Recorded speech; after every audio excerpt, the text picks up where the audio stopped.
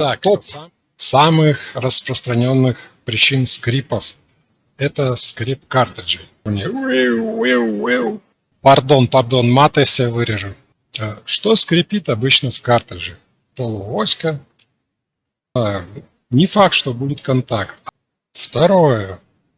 Вал переноса. Вот этот подшипничек. И третье. Резинка ролика, валика. Весь офис вам будет благодарен. Еще последнее.